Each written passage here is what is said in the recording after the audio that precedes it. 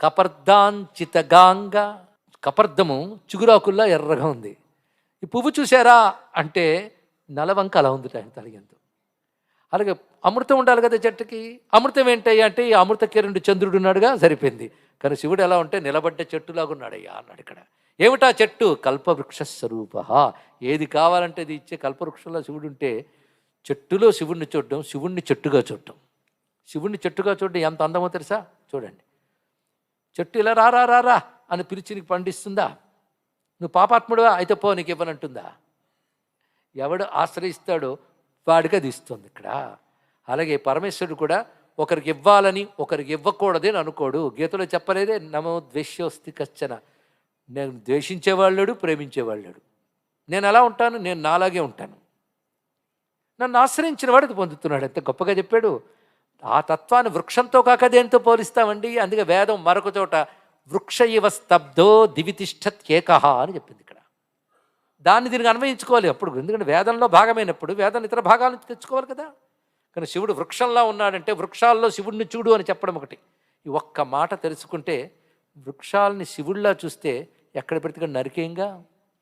వృక్షో రక్షిత రక్షిత అని బోర్డు పెట్టంగా. ఏది చెట్టుని నరికేసి బోర్డు పెట్టేట్టు ఒక ఆయన. వృక్షాల్లో శివుడిని చూడు, అది అలవాటు చేసుకో.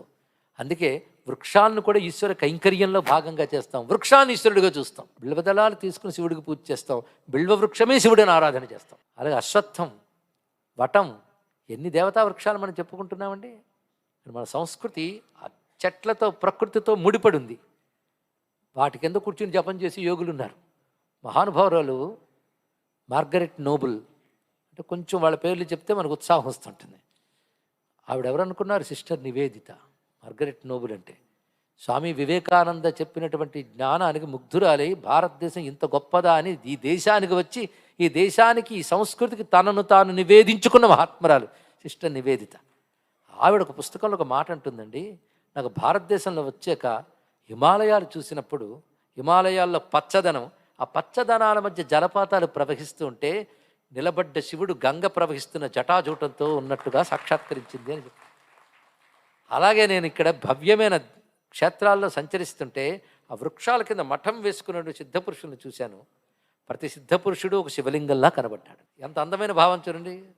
కూర్చోవడం ఎలా కూర్చుంటారు వాళ్ళు? మఠం వేసుకుని నిటారుగా కూర్చున్నప్పుడు ఈ క్రింది భాగం పానవట్టంలాగా ఈ పైన సిలిండ్రికల్ షేప్ అంతా లింగంలా కనబడిందిట, శివలింగంలా కనబడిందిట. ఆమె దర్శనం చూడండి.